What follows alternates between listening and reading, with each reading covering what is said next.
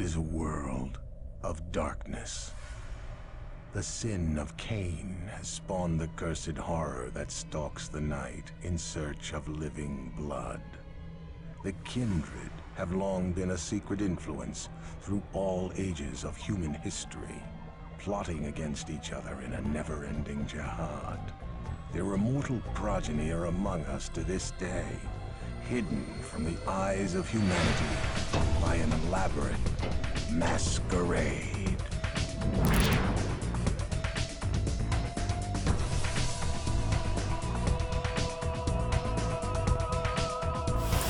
Welcome, welcome, as you will see in just a moment here. We're starting a game that begins in the mid-12th century. And as you can see at the opening of this, vintage-wise, is very much influenced by Bram Stoker's Dracula. That is the movie by Francis Ford Coppola, not the book. I am a man of God and a soldier in heaven's cause. Well, why there are apparently Turks and Picts fighting together in Hungary, I have no idea. Or Moravia, southern Germany, Austria, wherever the hell that particular region is supposed to be. Czechia, I guess it would be today.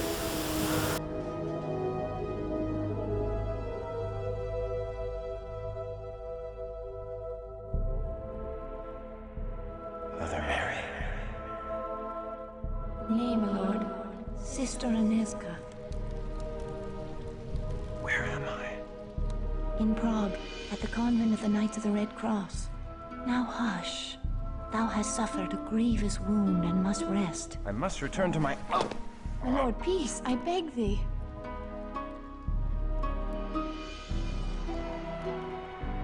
Thy brave captain left a letter before thy sword brethren continued on their crusade. I thank thee for this news, my lady, and for thy care. Surely thou hast drawn me back from the jaws of death itself. 'Twas the Lord that saw fit to spare thy life. We humble sisters simply attended thee. Oh, Sister Ineska is too modest. She ministered to thy shattered body day and night, long after all others had given up hope. She did indeed restore thy life. I am Archbishop Giza. Thou hast done great service for Christendom, young sir. Tonight I shall make prayers of thanksgiving that thou live, and may send more sinners to hell. I offer thee all my gratitude for thy service. I am in thy debt. The rosy life in thy cheek is payment enough.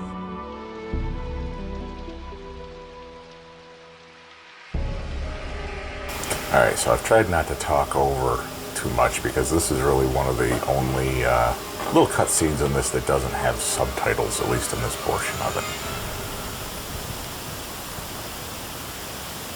Sometime later.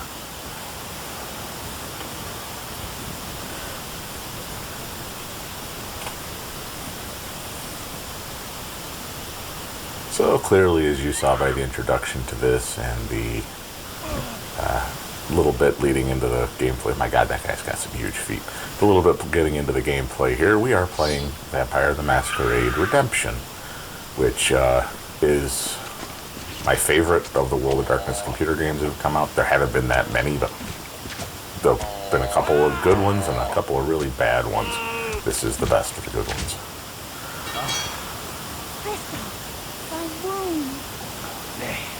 This, as you see now, it's subtitled, so I don't feel so bad talking over it. We're going to be, in this particular video, we're going to be going up from this very start of the game here, the opening credits as you saw, and we're going to be going into when Christoph is no longer human by the end. Not really spoiling much, it's Vampire the Masquerade.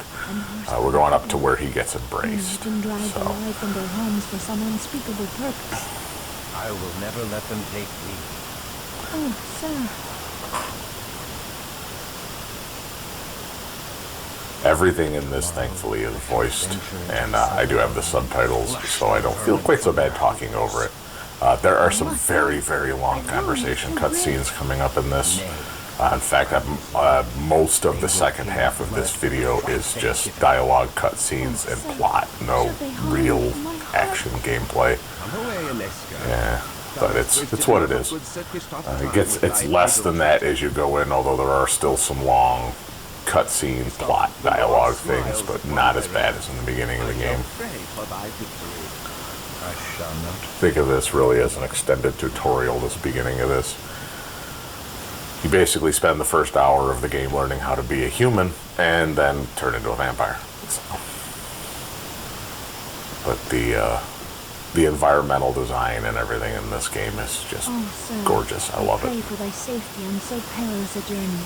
The character designs for being a late 90s, early 2000s game are also quite good within the limitations of what the technology could do at the time.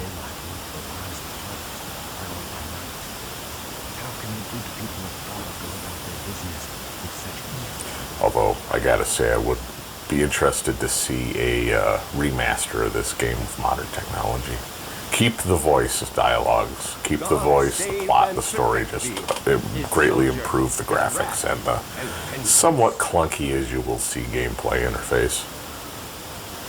I mean, it's far from the worst, don't get me wrong, but it's a little bit odd sometimes. This is the era before the WASD keyboard to move around. Everything is click-based. Like, unless you're using hotkeys for your menus and your storages and things, you don't even use the keyboard in this game. It is all mouse. You can talk to these two soldiers standing here by this gate, but I don't bother in this playthrough. I had played through and recorded all this before, not thinking I did it with Fraps. And for whatever reason, this game, Fraps only recorded a black screen with all of the audio, so I had to go through and do it again with a different recording. So this is also, I think, about the 500th time I've played through this first part of this campaign since this game came out. I greatly prefer the first part of the game in the medieval era to the second part, which is in the modern era. The second part is still fun, but there's an awful lot of games, I think, that do the modern dark punk aesthetic of Vampire the Masquerade better than this game does. Not that I don't enjoy it, but I don't think it's the best take on that. It's got its good points, but overall there's better, I think. So now we're just kind of making our way around. You meet some of the townspeople. You kind of go around and figure out where you can get into and where you can't. As you see, you can break barrels and try to find things. Any of the ones that glow red when you put the cursor over them, you can break. Oh boy, one whole gold. And in case you don't notice what it is, when you come across an important place, it will stop and have a little cutscene like that to tell you, oh, this might be a place you want to go into.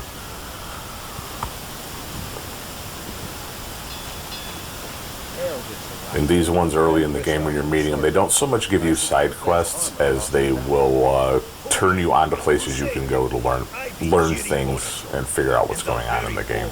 They're not so much side quests as they are explaining things without seeming like it's an exposition dump. They kind of make it to where you go talk to characters and ask them questions, which is a good way to do it, I think.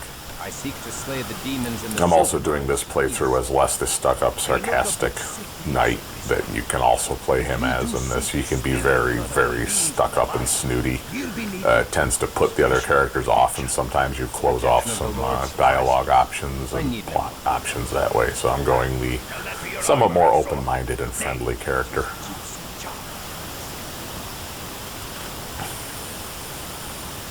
Aid from a gypsy.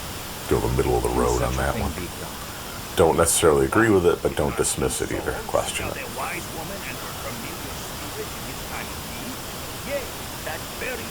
I will say the writing and the characters in this, even as sometimes clunky and melodramatic as they can seem, especially in the medieval era of this, they're actually not too bad. Like the whole thing with religion and the Bible and God and all that stuff being taken as just accepted reality.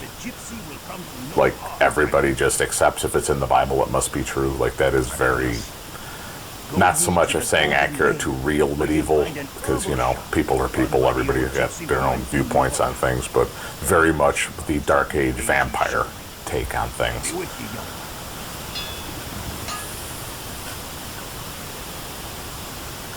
I meant to skip this. I don't know why I did, but maybe just to show you the interface here, what this is when you're talking to him. I meant to skip over that. But as you can see, I don't really have the money to get anything. Before I go down into the combat portion of this, I do a little bit of game tweaking and get him some better stuff. I also up his stats. The idea with this is I'm focusing more on showing you the plot and story of this game, not you having to watch me slog through dungeons and levels of having to go back and forth, you know, fill my pockets with loot, go back and sell them, get slightly better equipment, go down, fill my pockets with more loot, go back up, get slightly better equipment. This game, if you play through it properly, let's say, without, you know, cheat codes and power leveling your way through it and all that, this game can take you, oh God, I don't even want to ask, days worth of hours of playtime. As it is, you're going to see by the time we get to the end of this how long it is, and that's basically me speed running everything except the dialogues. So that will give you an idea of if you play it quote unquote correctly, complete with dying and having to restart and figuring out puzzles and everything else, yeah, it can be a very, very, very long game. I don't want to make you sit through that, so I'm doing this the relatively easy way here. Also, for me playing it, having beat this game so many times in every different way you can beat this game over the years, it's not fun for me to slog through it anymore, so I tend to just play it just for the fun of the story at this point. So do a little bit of tweaking, a little bit of cheat coding. I don't go like over the top with ridiculous weapons and armor on him. I just whatever's available to buy at the time I put on him. Same thing here. You see what she's got. She's got more what do you call it, esoteric type things. What was I gonna say? The equipment and available things in this, I don't use cheat codes to drop things. I just use them to make the character a little more easy to get through the levels. Because with him as a human here, and also you actually do start out with him, if you don't cheat it a little bit, he is still injured, so his health is not full. So it can very easily, as you'll see it's not that difficult going through overall the quote-unquote dungeon crawl that's coming up. But if you're playing it normal with the character as he starts out, I just want to show this as a locked door, but we will be going into that later. As it starts out, it can take you easily 4 times as long as it takes me to get through that dungeon, because you start out with absolute crap and you're finding absolute crap.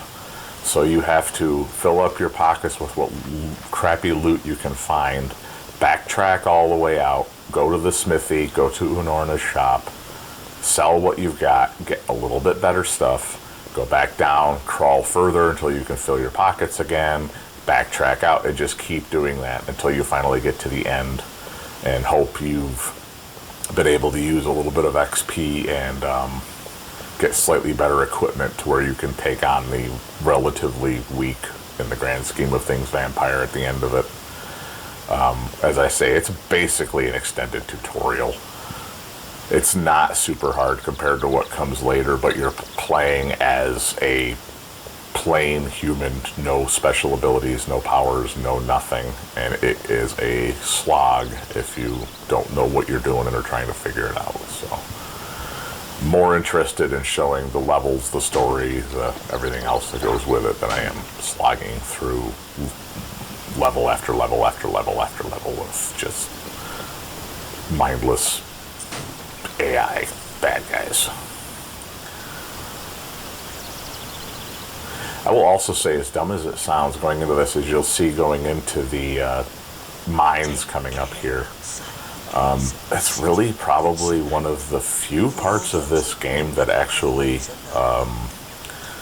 closely pays attention to one of the big parts of vampire lore, which is how many of them there are somewhere.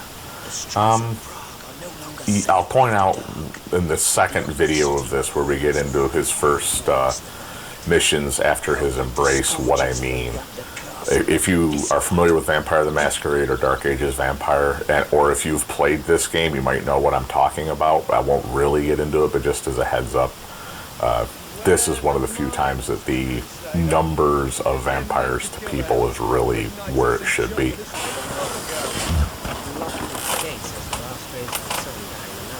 And honestly, the number of minions for a mine this big and an area this populous is not that far off where it would be probably realistically too, because there are quite a few of the minions you have to fight in this, but they're not real powerful.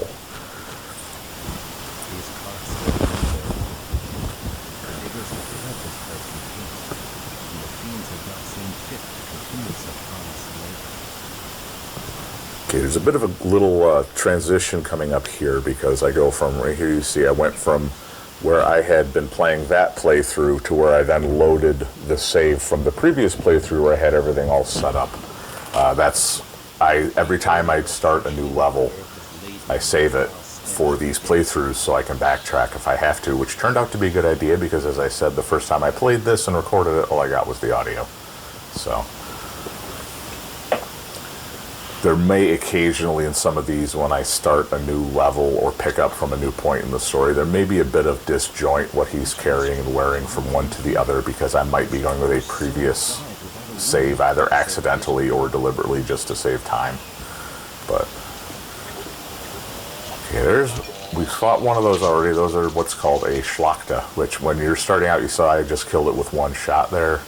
When you're first starting out, your strength and dexterity and everything else in this character are so low, you can stand there clicking and swinging 30 or 40 times at that character before you kill it.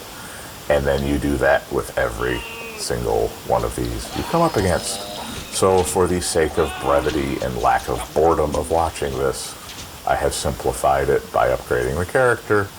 And also, thankfully, all these Schlachta are, carrying money as you're in this, the depths of this mine under a mountain in outside of Prague, because, as one does, carrying, when you're dead and live in a mine, you have to carry money frequently. Now, you'll see I'm picking up all these healing salves. They don't really do you a lot of good, at least not the way I'm playing this. When you're playing it the right way, yeah, they can be useful. However, they don't take up a lot of space in your inventory, and when you get back, you can sell them at Unorna's shop for a little bit of scratch. So the weapons you'll see I don't pick up because they all take up at least 2 slots in your inventory, some of them 4 or 6 slots, and it fills up fast if you're picking up all the weapons and stuff you come across. So I tend to not pick those ones up, like that mace there. But the money bags you come across, the healing salves, the poison antidotes, and you'll see there's another couple things coming up here and there that I pick up that are actually useful in the fight coming up here. I do save those and use them, and that is the holy water. Don't bother picking that up. As I say, if you're picking all that stuff up, like at least there's 3 levels to the dungeon here, if you want to call it that. And at least once per level, you have to backtrack, go all the way back into town, go to the smithy, go to the gypsy shop, empty your pockets, buy what you can on your way back out, most likely at the smithy shop, better weapons and armor, and then go pick up where you left off on your way back down. And it takes forever. So I am not playing that way. You'll also see, it is very dark in here. I apologize if you're watching this as I'm filming it, that it's very hard to see. That's the game. That is not how I recorded it. When I played this through, I did this yesterday, I played the parts where we were out in the city during the day, and then had to wait until after dark to play this because my computer sits right next to the window in my room here. And it is so bright that I cannot see half of what is going on the screen here. And trying to navigate and keep from getting lost and backtracking what I'd already done, which you'll see I think I do once in this just because I get turned around. But yeah, and I just did that little where you see the thing go, I was showing. That is where there's also a floating thing for the recording software I use. That is just to show, like, anything that goes on in that part of the screen, I can't see because there's a floating thing there, which doesn't really play much, but just as a heads up if you're watching this, if I miss something or don't see something in this or subsequent videos, it's probably because of that floating interface box for my recording software. I can get rid of it, but when I do, occasionally the software will stop recording, and I don't know it if it's not there. So I just leave it there and deal with the blindness. But as I was saying, it's very, very hard to see this. Like, even if I put something over the window and darken it, it's still really hard to see. So I just waited till after dark to play it, and then, you know, edited it and spliced it together and everything, got it ready to go before I went to bed and got it all rendering, and then now I'm up in the morning and doing the voiceover, and because it's daytime now, I'm back to not being able to see what's going on in the mine here because I'm in the deep dark underground. But whatever. Game.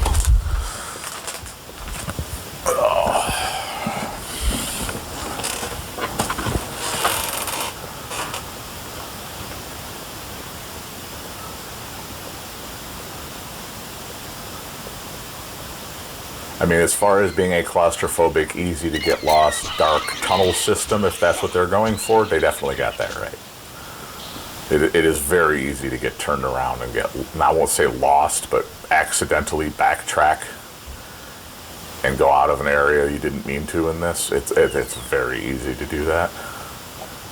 You'll also notice a couple of times when I run into these ghoul rats, I will run past them, let them catch up to me, and fight them in a big group. That's just from knowing this game. Where they have the spawn points, where they come out of the walls, you'll see in a few places. If you stay close to that, they continue to spawn. So if you stop and fight them as they come out of the wall, they will just keep coming out of the wall, which is great if you're looking to pick up XP. Not quite so good if you're looking to get through this game in any sort of a timely manner, because you will keep going and going and going and going, and they just keep coming and coming and coming, which takes all freaking day. Now, if you're playing this without already having the stuff, there's a little bit better Schlock. You've got a big bone club. But if you're playing this without already having the good weapons like I do, or at least better weapons, that shield down there and that torch are both actually really handy. That shield is pretty good. However, he had a better one in the shop. That's what I'm carrying. I'm carrying the cavalry shield, partly because it's a good shield and partly because it just kind of goes with the aesthetic of the white with the red cross there. And I'm all about the aesthetic. But shield is very handy in this game. It gives you, much more soak to your damage. The armor is very, very useful to have. Your constitution, whatever you want to call it, and things like that, once you get them up, all of that goes toward how much damage you can take. See, I backtracked there by accident. As you go through and level up, you get to where you can, between the armor and everything you're carrying and your own stats and even your abilities as a vampire as you go, you get to where you can tank an insane amount of damage in this game. See, now this is where I'm trying to remember, okay, which way did I go and which way do I have to go? Okay, so I had gone that way, and sometimes it's counterintuitive in this game. You go up to go down in this game, which is very odd, but it's mine tunnels. It's not a, laid out urban network here. There you go. Usually if you come across bad guys you haven't killed, that's a good indication you're going the right way, the way you didn't already go.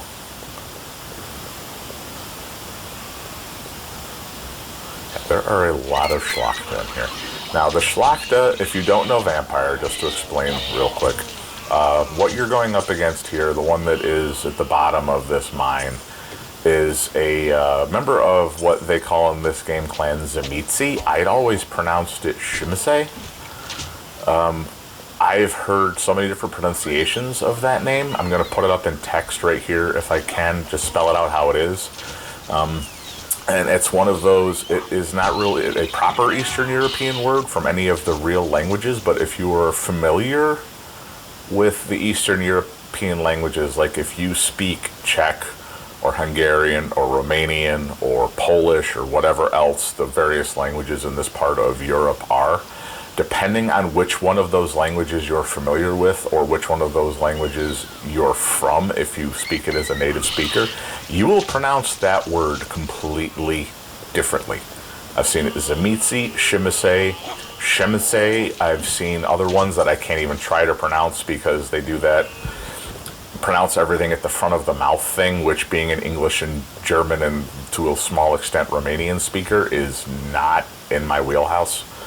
But yeah, I actually heard a story that one time at a convention when they had a panel with the writers from White Wolf, and people asking questions. Somebody stood up with one of the source books for the game, held it open to the page for Clan Shimise with it written there, and said, "How the hell do you pronounce this?" And the guy in the panel just responded, "Goldfarb, next question."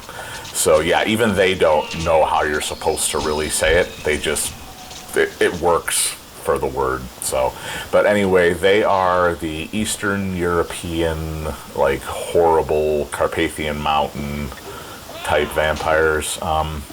In this, because he's, in the public domain, Dracula is a member of Clan Shimise. I refuse to pronounce it the way they do in this game. I'm sorry. It's Shimise to me.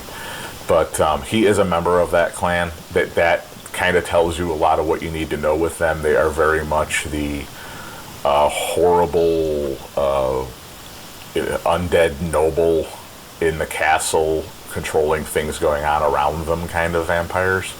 They're also very much hospitality and tradition and everything.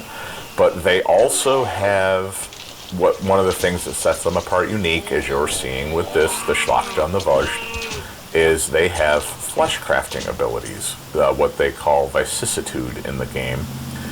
They can take either living or undead bodies and flesh and bone and mold them into other things. They can make these Schlachta, which are kind of low-level, mindless servitor kind of things, up to those Vojt, which are a more specialized for combat kind of Schlachta. Specialized different enough to where they have their own name to distinguish them. They're meant for combat. That's really all they exist for, is fighting. Whereas Schlachta do menial tasks and guard things and things like that. The Vajt are what you send off to war. And then there are even higher level above them, which are just absolute flippin' monstrosities. If you want to see some examples of what I'm talking about, look for some of the Dark Age vampire source books. They still exist into the modern nights, obviously, but the Dark Ages is really their time to shine, their era. So the horrible stuff they have going on in the Dark Ages is really what sets them apart. So now we're getting down to the end of this. So we're getting to where we have the wonderful conversations with the boss coming up here. So once it gets to that, I will not talk over those. But in the grand scheme of things, she is really not much to write home about. But for a mortal first time facing a vampire, she's pretty good. Compared to the stuff you run up against later, she's nothing.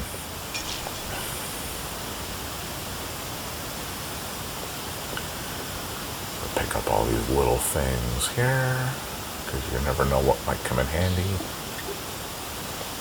There's all that. And then do a little bit of shuffling here, because if you put the stuff down there in those first 5, it turns into, or those are the things that you can access in combat. So you don't have to get into a menu to get to those.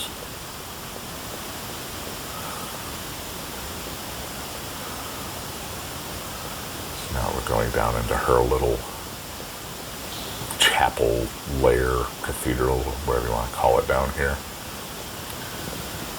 And after they're done talking, I'll talk a little bit about this. Let the builders of this mockery of a holy cathedral show their wicked faces. Out, blaspheming wretch! Taste the steel of righteousness! I am Ultra, the Unliving, and I bid thee welcome to my domain. Although I have found thee an inhospitable and ungrateful guest. God strike thee down, she-devil!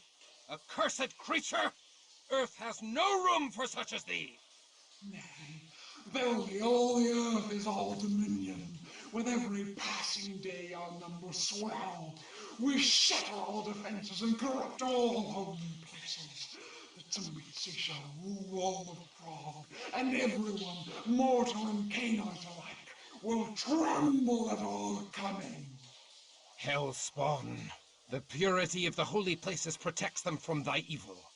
Purity can be sullied, and holiness can be defiled. The Methuselah of Viscerod shall awaken soon. So this is laying down some points going ahead plot-wise, turning me into the bigger story of what's going on here.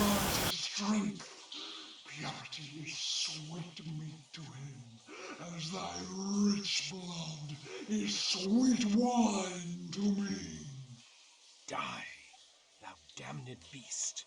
God hath spat thee out of heaven in ancient times, and now I scourge thee from the earth. Die, and burn far from the sight of God. Alright, so this down here is not exactly what you'd normally see for a Shimase, but at the same time it's not real far off. They tend to kind of take over. I won't say take over because they're places they lived in life a lot of the time, but they live in castles and things like that and kind of turn them into just dens of horror. Although sometimes very, regal and fancy dens of horror, but dens of horror nonetheless. This is kind of odd that she's living in a mine as a Shimase, but at the same time, knowing what's going on plot-wise and what's coming up and what she was talking about, it kind of works without getting too far ahead. If you think of it as she is like a harbinger or an outrider, whatever you want to call it, for this big bad that she mentioned, the Methuselah of Viscerod. If she's supposed to be a low level, kind of setting up groundwork, coming in and defiling and making it easier for him to take over and all that. This actually isn't that bad, but it's not really where you normally tend to find a medieval Shimase. The plot explanation there is, good explanation for why she's there if you want to look at it plot-wise. But just if you are, somebody who played the medieval tabletop and all that stuff, the Dark Ages vampire, it can seem a little odd in retrospect. But you can explain it plot-wise why she's there. So back out the way we came, we get to bypass all that crap, come back out the top. You can go back up the long way, but because I'm not filling my pockets with loot for no reason, I don't bother. So now we're back out into the daylight.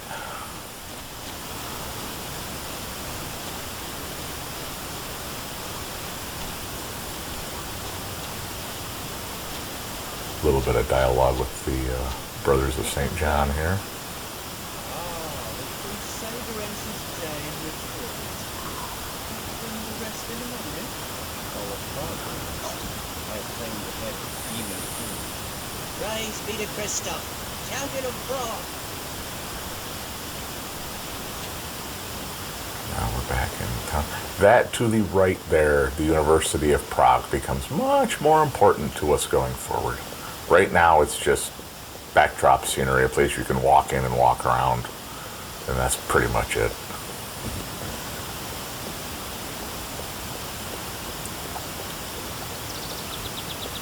Again, you can talk to those guys, I just don't bother. I am newly returned from the silver mines. The evil therein is no more. The splendor of the Lord rains down upon thee, Christoph. I give thee this wrought silver cross for thy labors. I would hear all thou knowest of Vampire Lord, that I might fight them more wisely. They are evil. That is all thou need knowest. I do not corrupt my soul with knowledge beyond that.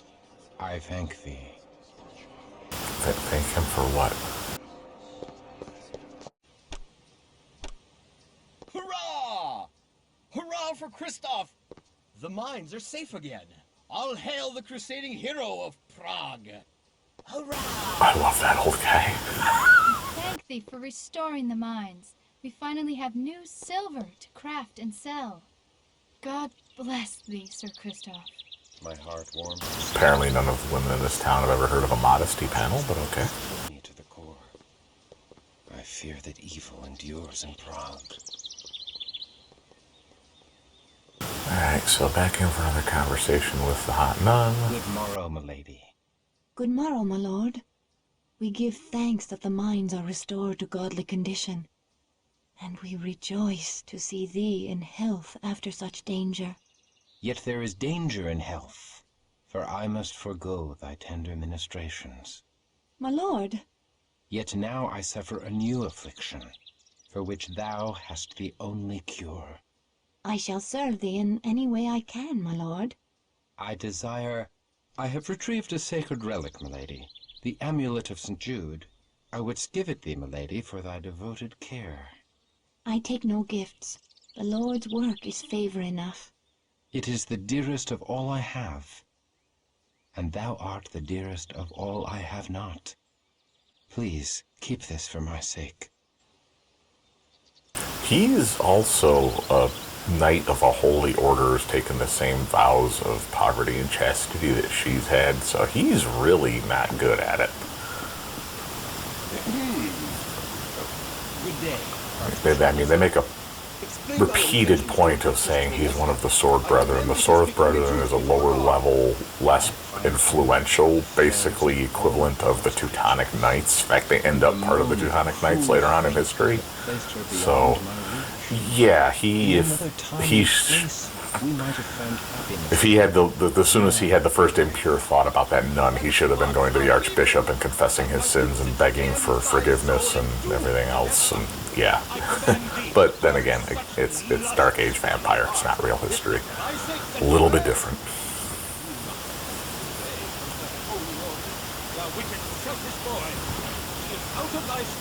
These kind of games set like this in a dark medieval that are not real history, but a twisted dark version of history, you really have to remember that when you're playing them, that this is not your version of history. This is an alternate, darker, more twisted version of history.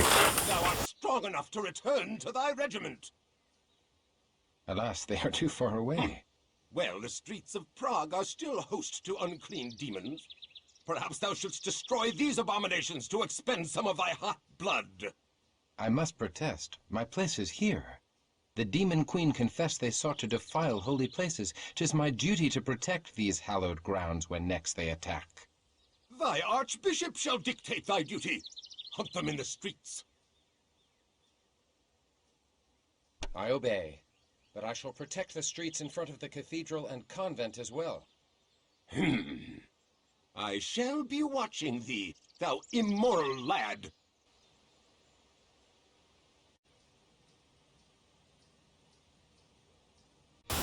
And no real spoiler, being a vampire game, but I believe that is the last time you will see daylight in this game, other than one level where you're going around in the shadows during the day to get into some place later on. But from here on out, it is a world of darkness.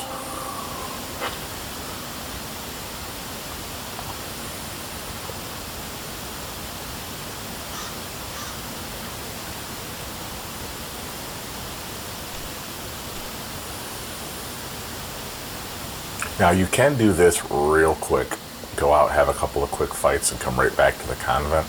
However, because I'm recording this for people to watch, I have went through and actually went into the places and talked to the people and asked the questions and things like that. You don't have to do all those things to move the plot forward. I just did them so you can see them. I love this. Tis the Crusader, the demon slayer who purifies her mind. Raise your cups in his honor. From Christoph. Raise your cups in his honor. Yeah, everyone seems real excited. Absolutely thrilled about, what you did. They're just, jumping up and down with joy. I don't notice him there at first, that Schlachta is there in the background. I'm trying to move around and look at things, and then when I realize, okay, this isn't the way I wanted to go, I go back, and then I go attack that Schlachta. Oh wait, it's like basically, oh yeah, that's the direction I just came from. At night in these streets, it's very easy to get turned around. And nobody seems to be the least bit concerned about this thing, is what I love. These things are right here in the open and people are just walking around. They just stand there waiting for you to show up. They don't bother anybody. They don't attack anybody. I mean, right here at the smithy shop, there's a horse right over there, and they don't do anything about it. Those Schlachter could eat that thing, but they don't. And now we're back to go talk to Jury. The bells of Prague will ring out your victory, Easter. The whole city prizes your handiwork. I prize out.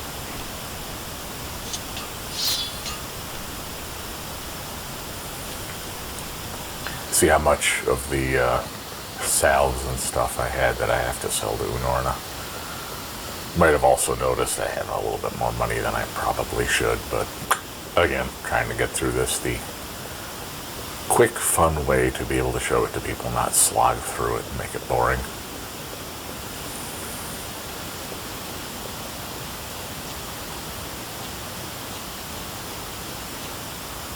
I'll go back and talk to Unorna. I bid ye welcome, and sing your praises for the slaying of Azra the Unliving.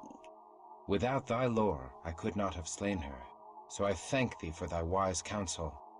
But Azra said many things that... Now, as I said, you don't have to go through and ask all these questions coming up. If you've never played the game before and you're not familiar with the lore, you can go, these are good ways to get a little bit of a primer. If you're somebody that's coming from a background of the game, or you've played this before, or you're just familiar with World of Darkness, there's nothing in here you don't already know.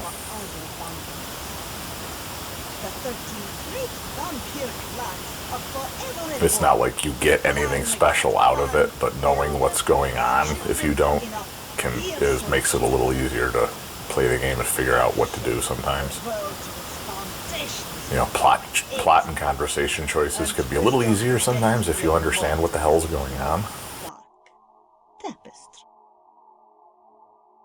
What means she by Cainite? So every mother's child knows of vampires. Very few know they are descended from Cain and raised by the first woman created by God. Do not blaspheme so about Adam and Eve. Ha! Not Adam and Eve. Adam and Lilith. Lilith was Adam's first wife. This is all stuff for World of Darkness lore that's contained in stuff like the Book of Nod and things like that. I used to have the Book of Nod and the Airseas fragments as tabletop resources. All this stuff is in there, plus more. Him for the company of angels and devils. So, God did fashion Eve, who was meek and mild. If you're not real familiar with World of Darkness, the vampire stuff, at least the kindred, the vampires we're familiar with in the West, are very, very, very heavily based on Judeo-Christian teachings and traditions. Other parts of the world, they have their own types of vampires, more or less, that are their own mythology and lore. But because the setting of the game, and honestly the vast majority of the players are in Europe and North America, that's where the lore we would be familiar with comes from, is Judeo-Christian. The Bible and the Torah and things like that. A lot of Old Testament. And so, all vampires are called Cainites. But only by... There is also some Islamic and Arabic stuff that works its way into, especially in this time period when the Crusades are going on and stuff. But because it's more familiar to players and writers, much more Jewish and Christian traditions. Know thou of the Tzimisce? Of the 13 great vampire clans, the fiends of Clan Tzimisce be the most... They're also the ones that are pretty much native to that part of Europe where this is based, which is why they're so prevalent. This time they're pretty much confined to the Balkans and the Slavic areas of like Poland, of what is today Poland, Czechia, Hungary, Romania, the Balkans, things like that. In modern knights, they're much more spread out, but in this time period, they're confined more or less by choice to that part of Europe. That's their ancestral homeland and their power base, so that's where they prefer to stay. Then the mortal servants do drink the blood of their masters. They become ghouls that live forever, so long as they drink each day. As I said, there's a lot of the second half of this video is dialogue and cutscenes and plot, but it's important to the game going forward, so we're showing it. And again, if you're not familiar with the setting, to follow along and read this and see what they're talking about can be a good primer for what's to come. Try not to assume everybody knows these games as well as I do. The most ancient and powerful of all vampires. Alas, I know nothing of the Methuselah. There should be the foul heart of the Shimase clan in this region, not the entire clan.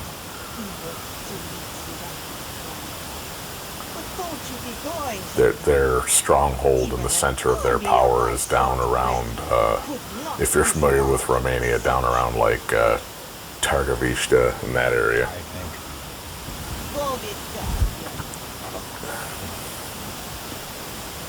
Brashov, Deva, Hunedoara, that area.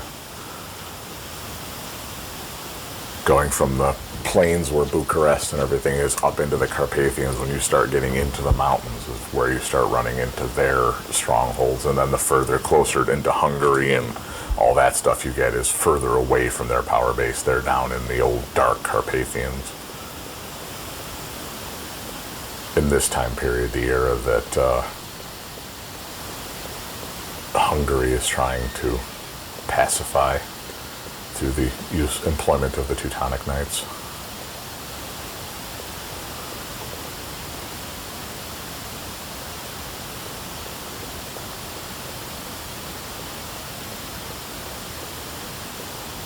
And once again, there's that university, which, as I said, will become much more important going forward, but I'm looking to see if there's things to break and anything to find here before I go finish up this part of the story and move along the plot.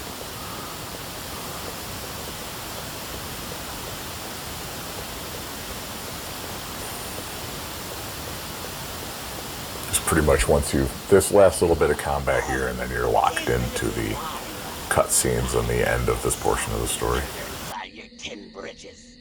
I lit your gizzard while it's still attached to your quivering body.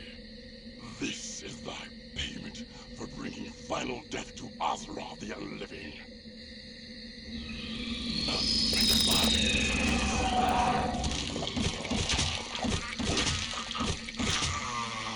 Alarms from within the convent. Aneska, I will protect thee. The Archbishop be damned. For the love of God, spare me.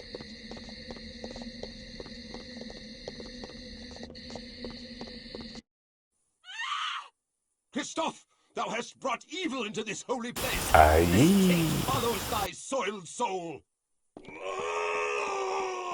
It burns. The she-cow's vile purity burns like unto the sun. Back to the abyss, hellspawn.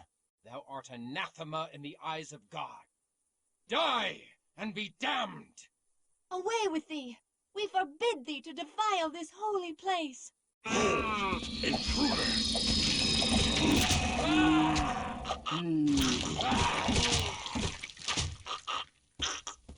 It appears that I am once again in the And then she just goes from cowering to just standing there with her hands clasped in front of her face. As I am in thy Or waist. saving my life with thy tender care, and for thy uncommon valor in standing with me against the forces of hell.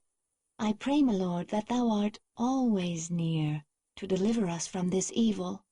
Milady, I pledge my arm to thy cause for as long as I draw Foreshadowing. and beyond. Then I have faith in the safety of our humble convent. His skill is great, and he fights with the strength of a demon. His courage has opened the minds again. Think how the gift of Cain would enhance the might of such a man. Aye. He has done great service to the Promethean cause by dispatching Azra without our... And this is the big annoyance I have with this game is the plot and faction, or the clan and faction that it embraces you into and all that. But I'll get into that more in the next one of these videos. The church wields over the minds of these mortals, Cosmos. His faith is the strength behind his steel. Stripped of his faith, would he be of any use to us, I wonder? He has been cut from the herd by his wound. He's been separated from the heart of his sword brethren by many miles. Like any stray, he is more malleable. He may bend rather than break. Thou art wise, Cosmos. How well thou knowest the I love, too, this Cosmos, who's apparently in the 12th century, still out walking around, theoretically, in the night, you know, going from place to place and hunting while wearing Carthaginian armor. It seems to see a problem with this. Get thee to the prince, and tell him that this night, Ekaterina the Wise awakens another into darkness. Thy will is done. And Cosmos, should this Christoph falter or fail, he must fall. Milady Inesca, I must... Here we go. The real ridiculous one. I have wandered the city for hours, yet each turn of the streets did lead me back here. My lord, 'tis dusk. Thou shouldst not be out of doors. Fiends shall soon be legion. Why does it look like she's holding a knife? That's supposed to be her thumb sticking up, or what the hell that is? Our holy order assist his lordship this year. In her right hand. Lady, thou must hear me.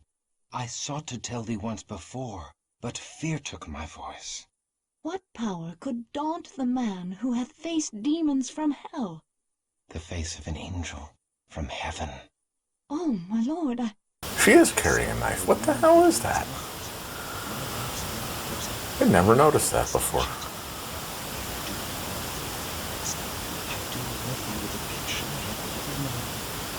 Or is that just a very badly modeled, that medal he gave her? What the hell is that? I am undone. I cannot deny thee.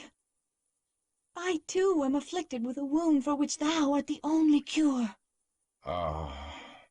My soul fell when first I beheld thee, and now my heart is cleft in twain. My love of God and my love of thee have torn me to ribbons, for I must betray one to keep faith with the other. Thus my sins do pour out before me, for I have spilt my wickedness upon her. I bet he'd like to spill his wickedness upon her bosom. Nay, 'tis my wanton desire that hath ensnared thy virtuous heart. Giggity. I was a fool to confess my heart to thee. Gladly would I imperil mine own soul, but never thine. Then truly we are lost. Our souls are beyond all hope of redemption. My lord.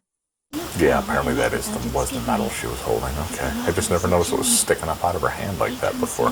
Lost causes. Thus fate makes a bitter mockery of our plight. Say not so. Where the saints tread, hope follows. Mayhap St. Jude shall bring us hope past all hope. I pray we find a way. I pray so too. Thy hopeful words have filled my heart with courage, and I can leave satisfied. Farewell, fair Inesca. Nay, the streets are not safe at night. Thou must stay here in the convent, till the sun shines again. May God have mercy upon my soul, for the devil has just placed into my heart the most impure of notions. I do tremble to confess it, but I feel I would cast away all holiness to stay. I would exchange an eternity of heaven's bliss for one night by thy side. Know thee that thou art not alone in such desires. Then truly I am damned. I am condemned for my lust, but I must not drag thee into the abyss with me. I must flee this holy place and return no more. lord, come back! I will say, too, warning going forward, even as it moves into the modern nights, goes all the way up to year 2000, his speech gets no less stilted. It's just the way this character's written. Shakespearean tragedy meets dark gothic horror.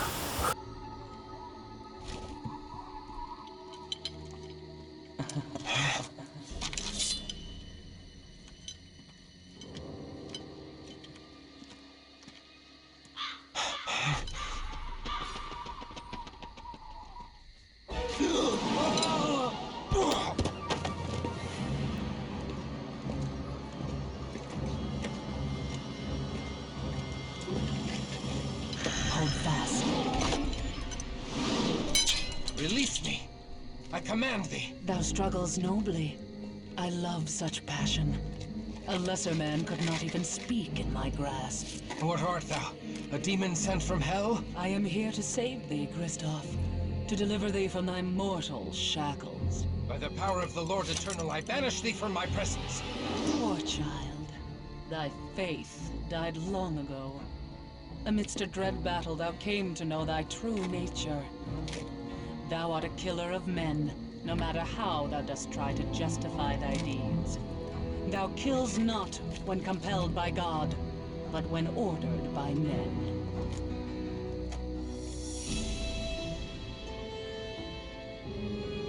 Now come to me.